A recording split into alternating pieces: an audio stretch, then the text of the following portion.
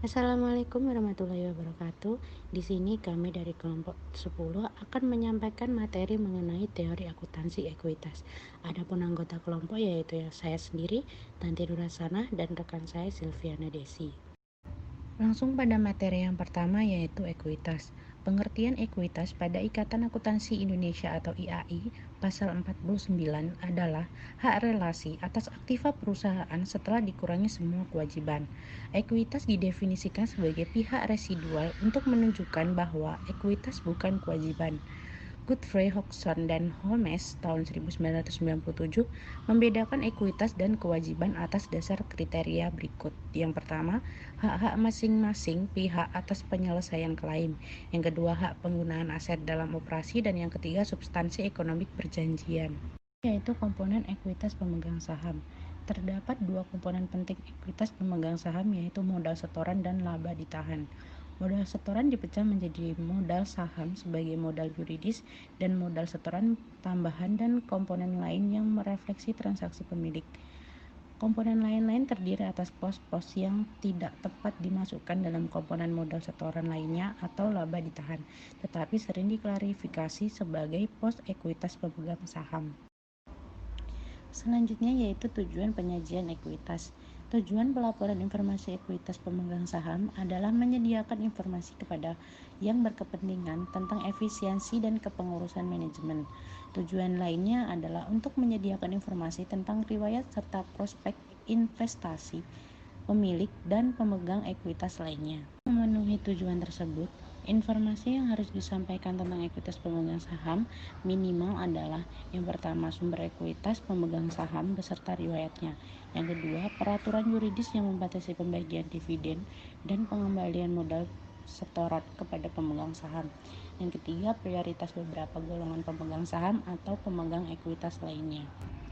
Selanjutnya yaitu pembedaan modal setoran dan laba ditahan. Adapun beberapa komponen yang membentuk ekuitas pemegang saham, yaitu yang pertama, jumlah rupiah yang disetorkan oleh pemegang saham. Yang kedua, laba ditahan yang merupakan sisa laba setelah pembagian dividen. Yang ketiga, jumlah rupiah yang timbul akibat apresiasi atau revaluasi aset. Yang keempat yaitu jumlah rupiah donasi dari pihak non pemegang saham. Dan yang terakhir, sumber lainnya. Materi selanjutnya yaitu modal yuridis. Sebagai pasangan laba ditahan, modal setoran dibedakan menjadi modal yuridis dan modal setoran lainnya. Modal yuridis timbul karena ketentuan hukum yang mengharuskan bahwa harus ada sejumlah rupiah yang harus dipertahankan dalam rangka perlindungan terhadap pihak lain. Modal yuridis merupakan jumlah rupiah minimal yang harus disetor oleh investor sehingga membentuk modal yuridis.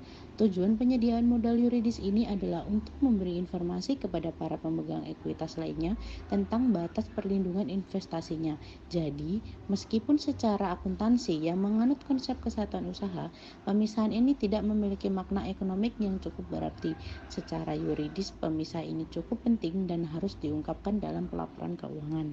Selanjutnya yaitu besarnya modal yuridis. Modal saham yuridis sama artinya dengan modal yuridis, hanya saja modal saham menunjuk pada jumlah rupiah perkalian antara cacat saham beredar dengan nilai nominal per saham. Modal saham juga merupakan batas tanggung jawab pemegang saham dan batas kerugian pribadi yang harus ditanggung pemegang saham. Materi selanjutnya yaitu modal setoran lain. Menurut pendapat Patton dan Littleton tahun 1970 menyatakan bahwa modal saham dan modal setoran lain merupakan komponen yang harus dianggap sebagai satu kesatuan dan jumlah rupiahnya harus ditotal untuk menunjukkan modal setoran total. Namun harus dibedakan dengan tegas antara modal setoran dengan laba ditahan. Selanjutnya yaitu perubahan modal setoran. Tujuan utama perekayasaan akuntansi modal setoran adalah untuk membedakan secara tegas antara perubahan akibat transaksi operasi dan perubahan akibat transaksi modal. Adapun manfaat dari perbedaan kenaikan modal setoran tersebut adalah guna untuk mencegah memperlakukan kenaikan akibat transaksi modal sebagai laba sehingga timbul kesan adanya jumlah yang tersedia untuk pembagian dividen. Beberapa sumber yang dapat mengubah modal setoran dengan berbagai masalah teorisnya adalah yang pertama, pemesanan saham, kedua, obligasi terkonversi atau berhak tukar, ketiga, saham istimewa terkonversi atau berhak tukar, keempat dividen saham, kelima hak beli saham, opsi dan waran, dan yang terakhir saham treasury. Pemesanan saham. Pada umumnya, investor yang berminat membeli saham perusahaan harus memesan terlebih dahulu saham yang akan dibeli dengan harga sesuai dengan kesepakatan pada saat pemesanan. Adapun syarat yang harus dipenuhi, yaitu yang pertama, jumlah rupiah yang disepakati dalam pemesanan merupakan klaim yuridis bagi perusahaan terhadap pemesan dan tidak dapat dibatalkan. Yang kedua, harga pemesanan tersebut akan ditagih penerbit dalam periode yang cukup pasti dan tidak terlalu lama. Selanjutnya yaitu obligasi terkonversi. Terdapat dua nilai yang dapat digunakan sebagai kapitalisasi pada obligasi terkonversi tersebut, diantaranya yang pertama nilai buku atau nilai bawaan obligasi pada saat penukaran, yang kedua harga pasar obligasi atau harga pasar saham. Mana yang paling objektif? Nah, dasar pertama mereklarifikasi nilai buku menjadi modal saham dan premium atau diskon modal tergantung pada kasusnya. Oleh karena itu, tidak ada untung atau rugi yang diakui pada saat transaksi pertukaran tersebut. Hanya saja merubah status jumlah rupiah untuk menjadi modal pemegang saham. Prioritas terkonversi. Adapun cara pengukuran jumlah rupiah yang harus diakui sebagai modal setoran dapat dilakukan dengan pendekatan pertama, nilai nominal saham prioritas plus porsi premium atau diskon ditransfer ke modal pemegang saham, dan premium atau diskon mual pemegang saham biasa. Tidak ada untung dan ruginya pada saat konversi tersebut. Pendekatan kedua dapat diterapkan kalau ada selisih antara harga pasar baik saham biasa maupun saham prioritas. Selisih tersebut harus kompensasi ke atau dari laba ditahan. Adapun argumen lain yang mendukung harga pasar sebagai dasar penilaian modal setoran adalah bahwa konversi tersebut mempunyai substansi ekonomik, tidak semata-mata formalitas, yaitu dividen saham. Pengertian dividen saham. Dividen saham adalah distribusi dividen dalam bentuk saham yang sejenis dengan saham yang mulanya diterbitkan. Bila distribusi dividen saham tersebut tidak disertai kapitalisasi laba ditahan, maka akan menyerupai pemecahan saham. Nah, pemecahan saham itu sendiri adalah penurunan nominal per saham dengan cara menukar tiap satu saham yang beredar dengan dua atau lebih saham baru yang nilai nominalnya merupakan pecahan dari nilai nominal saham semula. Pembagian dividen saham kapitalisasi laba ditahan sama saja dengan mempertahankan klasifikasi ekuitas atas dasar sumber. Bila reklasifikasi ekuitas yang menjadi tujuan pembagian dividen saham dan nominal per saham dipertahankan, tambahnya saham yang beredar bukan lagi merupakan pemecahan nominal saham, namun benar-benar merupakan dividen saham, yaitu karakteristik dividen saham. Bagi pemegang saham, dividen saham bukan merupakan pendapatan atau laba. Dari sudut pandang kesatuan usaha, dividen saham bukan merupakan pembagian laba karena tidak ada penurunan aset perusahaan atau kenaikan utang perusahaan. Adapun argumen lain didasarkan atas konsep kesatuan usaha, apabila laba ditahan dipandang sebagai bagian dari modal pemegang saham. Jika perusahaan memperoleh laba, maka modal pemegang saham juga akan naik dengan jumlah yang sama. Kapitalisasi atas dasar nilai nominal. Jika tujuan penyajian informasi modal pemegang saham adalah untuk menunjukkan modal yuridis, kapitalisasi dividen saham haruslah hanya sebesar nilai nominal atau nyataannya. Alasan pendukung kapitalisasi hanya sebesar nilai yuridis adalah bahwa dividen saham bukan merupakan pendapatan dan mengkapitalisasi sebesar harga pasar memberi kesan bahwa dividen tersebut merupakan pendapatan yang diinvestasi ke dalam perusahaan. Selanjutnya yaitu hak beli saham. Pengertian hak beli saham adalah hak yang diberikan bagi pemegang saham lama untuk membeli sejumlah saham. Biasanya dimaksudkan untuk mempertahankan pemilikan pemegang saham. Nah, pada umumnya hak beli saham umurnya tidak lama dan harga beli saham dengan hak beli tersebut biasanya lebih rendah dari harga pasar saham bersangkutan. Bila dividen saham dapat dikapitalisasi, maka hak beli saham juga dapat dianggap sebagai dividen saham dengan nilai sebesar harga pasar hak beli saham. Opsi saham. Pengertian opsi. Opsi saham merupakan instrumen yang digolongkan sebagai sekuritas turunan saham atau derivatif saham. Pengertian opsi secara umum. Secara umum, opsi saham diartikan sebagai klaim untuk membeli atau menjual saham tertentu yang sengaja diciptakan oleh investor untuk dijual kepada investor lain. Pengertian opsi dalam arti khusus adalah semacam kontrak yang memberi kepada karyawan perusahaan untuk membeli saham perusahaan dalam jangka waktu tertentu dengan harga yang tertentu pula. Nah, terdapat dua macam opsi. Yang pertama, call adalah memberikan hak kepada pemegang untuk membeli sejumlah saham dengan harga tertentu setiap saat sebelum hak tersebut habis pada tanggal tertentu. Yang kedua, put. Put memberi hak kepada pemegang untuk menjual sejumlah saham dengan harga tertentu setiap saat sebelum hak tersebut habis pada tanggal tertentu. Materi selanjutnya yaitu waran. Waran atau kupon pembelian saham adalah efek yang diterbitkan oleh suatu perusahaan yang memberikan hak kepada pemegangnya untuk memesan saham dari perusahaan tersebut pada harga dan jangka waktu tertentu. Waran berbeda dengan hak beli saham dan opsi saham dalam beberapa aspek. Yang pertama, waran diterbitkan oleh perusahaan sedangkan hak beli saham diterbitkan oleh investor. Jangka waktu opsi waran biasanya lebih lama daripada jangka waktu opsi hak beli saham. Waran dijual atau diterbitkan kepada umum dan biasanya hal ini menjadi syarat bagi pembeli. Sedangkan saham dijual dengan harga tertentu atau tunai. Harga pembelian saham total pada saat pengambilan opsi biasanya melebihi harga pasar saham pada saat waran ditawarkan. Bila hak opsi tidak diambil, kos waran tidak dapat ditarik kepada oleh pemegang sewaran. Dan yang terakhir, waran dapat diterbitkan menyertai penerbitan surat utang. Selanjutnya yaitu saham treasury. Transaksi yang jelas akan mengurangi modal setoran adalah penarikan saham untuk sementara menjadi saham treasury. Ada beberapa alasan perusahaan melakukan penarikan kembali saham sebagai saham treasury. Di antaranya yang pertama, saham tersebut akan diterbitkan kembali kepada karyawan dalam program opsi saham. Dengan penggunaan saham treasury dalam opsi saham, proporsi kepemilikan saham yang masih beredar tidak berkurang dibandingkan kalau digunakan saham baru. Yang kedua, saham tersebut akan digunakan untuk membeli perusahaan lain dalam transaksi penggabungan usaha. Selanjutnya yaitu konsep satu transaksi. Disebut juga metode kos karena jumlah rupiah total yang dibayarkan dianggap seakan-akan merupakan kos pembelian saham treasury.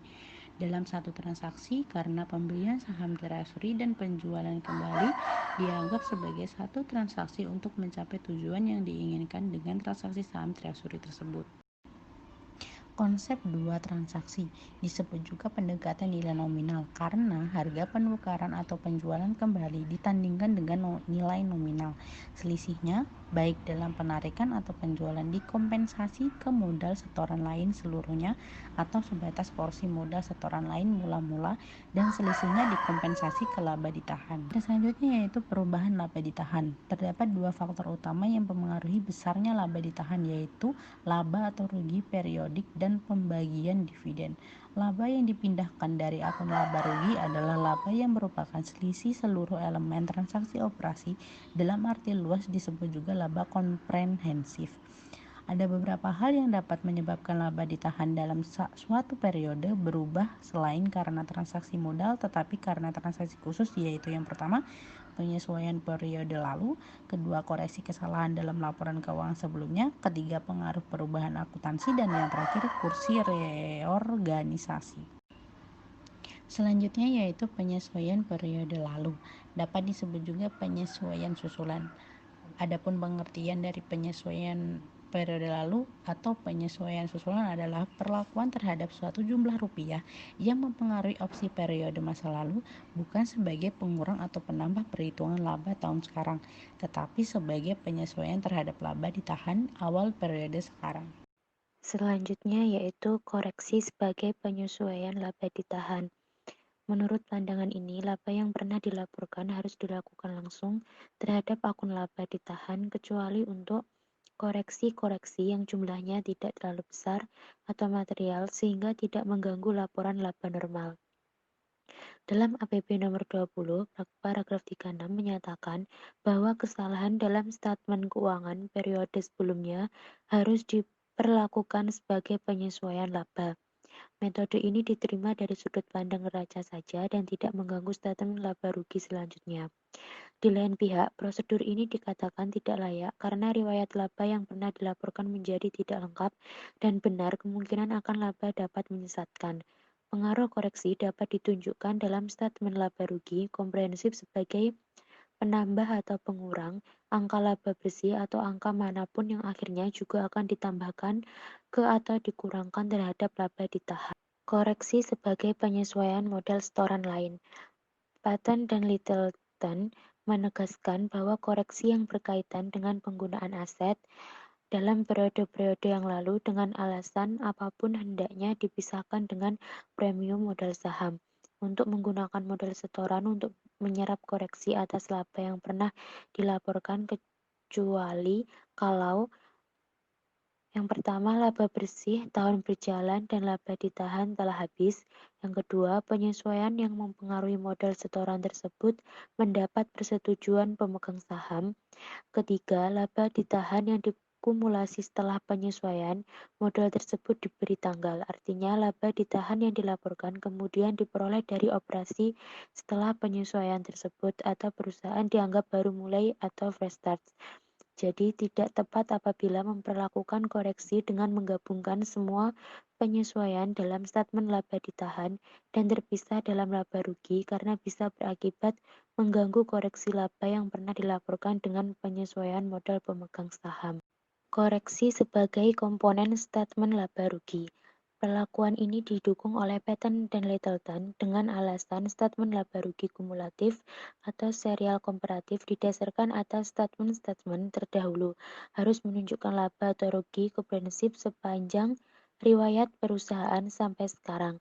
Prinsip penyesuaian langsung ke laba ditahan membuka kemungkinan untuk menimbulkan prosedur yang menyembunyikan pengaruh rugi atau untung biasa dengan akibat timbulnya salah tafsir pada pihak pemegang saham atau pihak lain yang berkepentingan.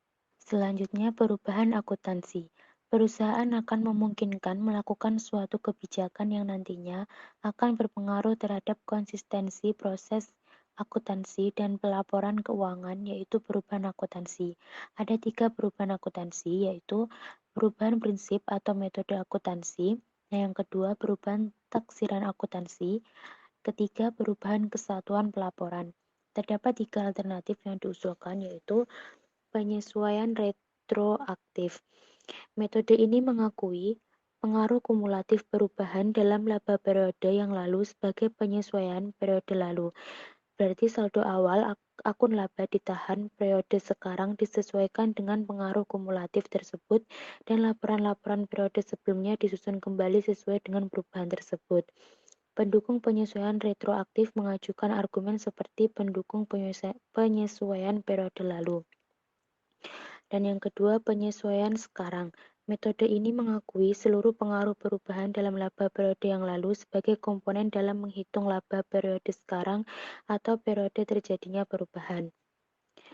Dan yang terakhir, penyesuaian sekarang dan prospektif. Metode ini menyebar pengaruh kumulatif perubahan dalam laba periode yang lalu ke periode sekarang dan beberapa periode mendatang yang sesuai. Perlakuan ini dilandasi oleh argumen bahwa perubahan akuntansi merupakan suatu hal yang tidak dapat dihindari dalam proses akuntansi yang bersifat memenuhi kebutuhan yang berkembang. Oleh karena itu, cara terbaik adalah melakukan perubahan akuntansi dan menerapkan metode tersebut mulai dari periode perubahan dan seterusnya tanpa perlu mengadakan revisi terhadap apa yang sudah terjadi walaupun pengungkapan yang memadai tentang perubahan tetap diperlakukan. Selanjutnya, aplikasi dalam standar. Berikut ini adalah pedoman umum yang diberikan dalam APB nomor 20 untuk memperlakukan berbagai perubahan akuntansi. Perubahan prinsip atau metode akuntansi. Perubahan dapat disebabkan oleh terbitnya standar baru yang menetapkan penggunaan metode tertentu atau menolak sama sekali metode tertentu. Dalam hal ini, APB Opinion nomor 20 menganut penyesuaian sekarang memperlakukan perubahan metode akuntansi. Akan tetapi, metode lama yang hanya diterapkan untuk suatu kejadian yang khusus atau tidak berulang tidak selayaknya diganti. Secara teknis, perlakuan tersebut dilaksanakan sebagai berikut. Yang pertama, statement keuangan beberapa periode sebelum perubahan disertakan dalam pelaporan seperti apa adanya tujuan perbandingan. Kedua, pengaruh kumulatif. Perubahan terhadap laba ditahan awal periode. Sekarang dilaporkan dalam statement laba rugi periode sekarang atau terjadinya perubahan. Dan yang ketiga, pengaruh penggunaan metode baru terhadap laba sebelum pos luar biasa dan terhadap laba bersih. Untuk periode pergantian metode perlu diungkapkan. Selanjutnya yang keempat, laba sebelum pos-pos luar biasa dan laba bersih yang dihitung secara pro forma atas dasar metode baru harus ditunjukkan dalam statement laba rugi untuk periode yang disajikan, seakan-akan prinsip baru telah diterapkan untuk periode-periode tersebut. APB menegaskan bahwa penyesuaian retroaktif dianggap cukup penting khususnya untuk perusahaan yang baru pertama kali mempublik atau ke publik karena statement keuangan baru pertama kali diterbitkan untuk masyarakat umum. Beberapa hal yang dikecualikan tersebut atau dilaporkan sebagai penyesuaian periode lalu yaitu satu perubahan dari MTKP atau LIFO ke metode aliran kos yang lain. Kedua, perubahan metode akuntansi untuk kontrak pekerja konstruksi jangka panjang, misalnya dari kontrak selesai ke persentase penyelesaian atau sebaliknya. Yang ketiga, perubahan metode akuntansi dari kos penuh atau full cost ke upaya sukses yang digunakan dalam perusahaan ekstraktif. Selanjutnya yaitu yang keempat, perubahan akuntansi investasi jangka panjang dari metode cost ke metode ekuitas karena perubahan pemilikan dari 20% ke bawah menjadi 20% atau lebih. Yang kelima, setiap perubahan akuntansi sebelum perusahaan mempublik.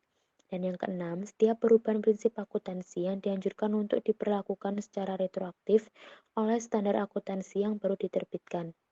Selanjutnya, perubahan taksiran akuntansi. Perubahan ini dapat terjadi sebagai akibat ditemukannya fakta baru atau informasi baru atau akibat pengalaman tambahan yang diperoleh perusahaan bersangkutan dengan taksiran tertentu. APB Opini Nomor 20, Paragraf 31 menentukan bahwa perubahan estimasi diperlakukan sebagai penyesuaian sekarang dan prospektif, yaitu pengaruh perubahan diakui satu pada periode perubahan kalau perubahan hanya mempengaruhi periode tersebut, atau pada periode perubahan dan mendatang kalau perubahan mempengaruhi kedua periode tersebut. Selanjutnya, perubahan kesatuan atau subjek pelaporan. APB membatasi perubahan entitas pelaporan pada hal sebagai berikut. Pertama, penyajian statement keuangan konsolidasian atau gabungan sebagai ganti statement perusahaan secara individual. Kedua, perubahan grup perusahaan anak yang dimasukkan dalam statement keuangan konsolidasian. Ketiga, perubahan grup perusahaan-perusahaan yang membentuk statement keuangan gabungan. Selanjutnya, kuasi reorganisasi. Kuasi reorganisasi merupakan prosedur akuntansi yang mengatur perusahaan untuk menstrukturisasi ekuitasnya dengan menghilangkan defisit dan menilai kembali seluruh aset dan kewajibannya tanpa melalui reorganisasi secara hukum. Syarat-syarat perusahaan yang dapat melakukan kuasi reorganisasi yaitu: 1. Perusahaan mengalami defisit dalam jumlah yang material. Kedua, perusahaan harus memiliki status kelancaran usaha dan memiliki prospek yang baik pada saat kuasi reorganisasi dilakukan. Yang ketiga, perusahaan tidak sedang menghadapi permohonan kepailitan. Keempat, tidak bertentangan dengan peraturan perundangan yang berlaku. Dan yang terakhir, saldo ekuitas sesudah kuasi organisasi harus positif. Selanjutnya, pengaruh defisit terhadap kreditor. Setiap defisit akan mengurangi batas perlindungan yang sebelumnya dinikmati oleh kreditor. Perseroan dan tingkat pengurangan ini akan menjadi berpengaruh kalau defisit semakin besar. Arti pentingnya proses kuasi reorganisasi akan sangat berpengaruh terhadap kreditor bila mana ada petunjuk bahwa defisit secara berangsur-angsur menjadikan jaminan penyangga bagi kreditor habis. Kuasi reorganisasi yang memenuhi syarat tidak dengan sendirinya merugikan kreditor. Selanjutnya, penyajian modal pemegang saham. Penyajian ini terdapat dua urutan. Yang pertama, urutan penyerapan rugi yang meliputi 1. Pendapatan kotor. Pos ini menyerap semua biaya dan rugi dan debit atau beban yang berasal dari transaksi non-pemilik. Yang kedua, laba bersih. Hal ini apabila digunakan pendekatan laba komprehensif, laba bersih akan menjadi laba komprehensif. Dan yang ketiga, laba ditahan. Hal ini hanya dapat dilakukan apabila laba bersih periode berjalan tidak cukup untuk menyerap suatu rugi tertentu atau rugi luar biasa. Dan yang keempat, premium modal saham. Modal saham harus tetap dijaga keutuhannya sampai premium modal saham benar-benar telah habis. Dan yang kelima, modal saham. Bila keutuhan modal yuridis telah terpengaruh secara substansial, kebijakan untuk melakukan kuasi reorganisasi atau bahkan likuidasi perusahaan mungkin diperlakukan. Dan urutan yang kedua yaitu urutan menerima distribusi aset yang meliputi 1. Karyawan dan pemerintah. Pihak ini dapat dipandang sebagai kreditor yang diprioritaskan yaitu karyawan dengan hak atas gaji dan pemerintah dengan hak atas pajak terhutang. Kedua, kreditor berjaminan. Pihak ini adalah pemegang obligasi atau kreditor lain yang haknya dijamin dengan hak sita atas aset tertentu. Yang ketiga, kreditor tak berjaminan. Pihak ini terdiri atas para kreditor yang tidak dijamin yang terefleksi dalam utang usaha atau utang wesel, baik jangka pendek maupun jangka panjang. Dan yang keempat, pemegang saham prioritas. Pihak ini dilindungi oleh laba ditahan sebagai penyangga modal saham atau yuridis. Yang kelima, pemegang saham biasa. Pihak ini merupakan pemegang hak atas sisa kekayaan, yang berarti bahwa pemegang saham biasa harus menanggung lebih dahulu rugi atau defisit. Perincian laba ditahan. Bila komponen-komponen tertentu yang berasal dari transaksi operasi dilaporkan langsung ke laba ditahan dapat disajikan dan dirinci atas dasar. Yang pertama, perincian atas dasar sumber.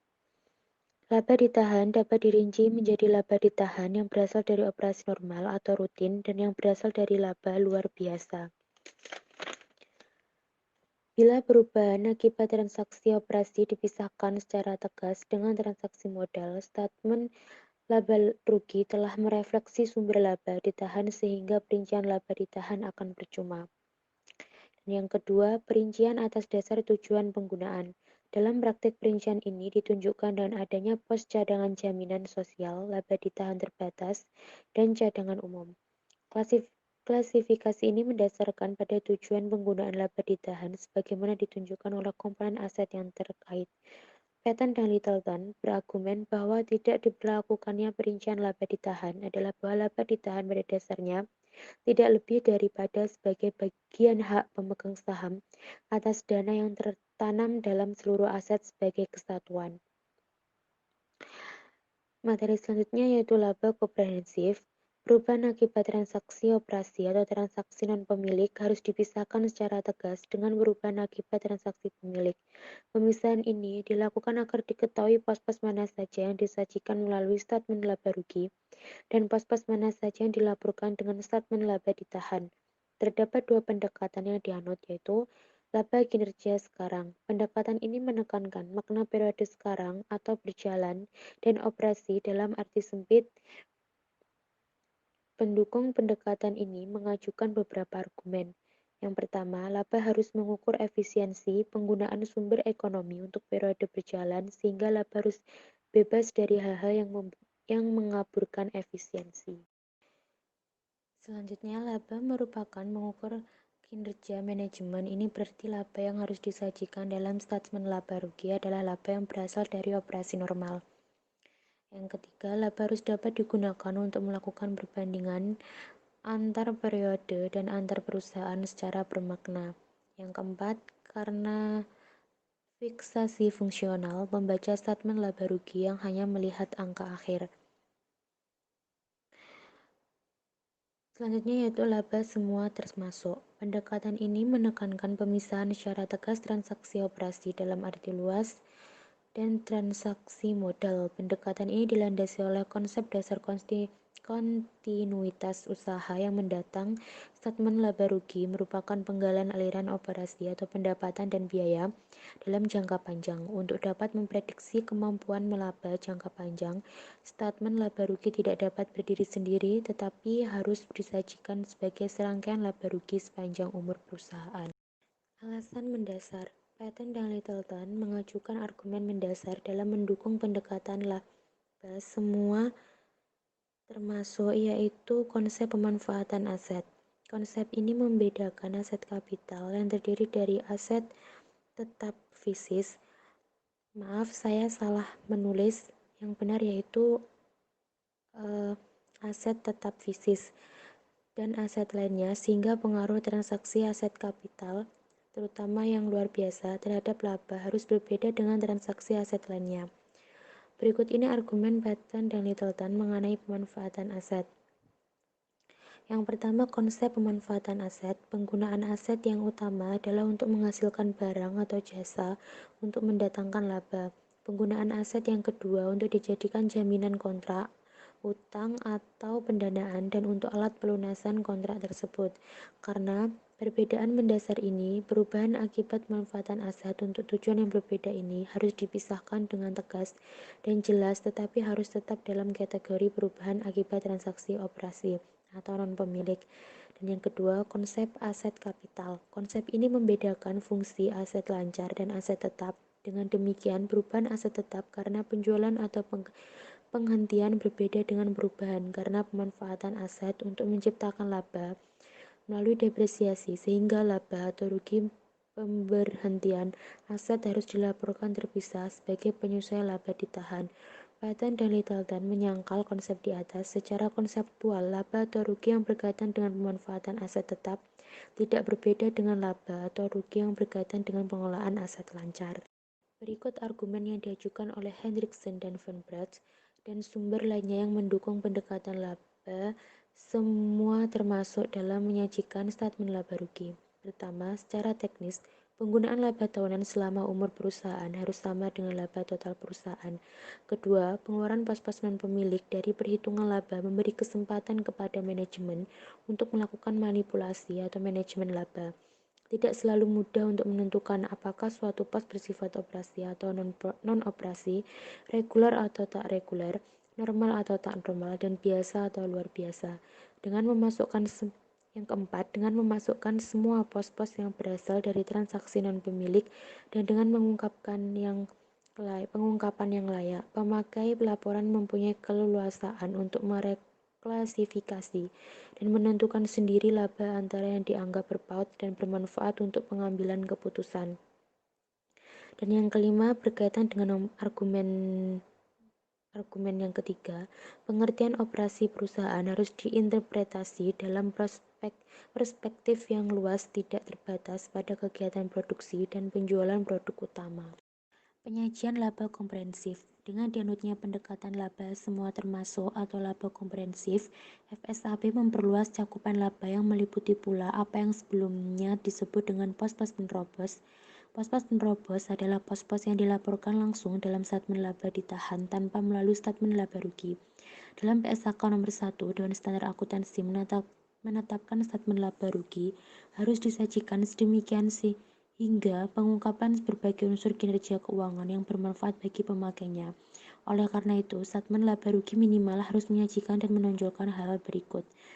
Yang pertama, pendapatan. Kedua, laba atau rugi usaha. Tiga, biaya pinjaman. Keempat, bagian dari laba atau rugi perusahaan terafiliasi dan terasosiasi yang diperlakukan dengan metode ekuitas. Kelima, pajak penghasilan. Keenam, laba atau rugi dari aktivitas normal perusahaan. Yang ketujuh, pos luar biasa. Yang kedelapan, hak minoritas. Dan yang terakhir, laba atau rugi bersih periode berjalan. Jadi, di satu pihak statement laba rugi harus menunjukkan kinerja periode dan di lain pihak statement laba rugi harus memasukkan pos-pos untuk menghindari penyalahgunaan. PSAK nomor 25 juga mengenalkan konsep laba atau rugi untuk periode berjalan yang merupakan angka bersih dari komponen berikut. Yang pertama, laba atau rugi dari aktivitas normal. Kedua, pos luar biasa. Dari uraian dalam PSAK nomor 25 dapat dikatakan bahwa laba atau rugi untuk periode berjalan setara dengan konsep laba laba periode yang dikemukakan FASB. Sekian presentasi dari kelompok kami, semoga bermanfaat. Bila ada kesalahan kami mohon maaf. Wabillahi taufiq walhidayah, waridha walinayah. Wassalamualaikum warahmatullahi wabarakatuh.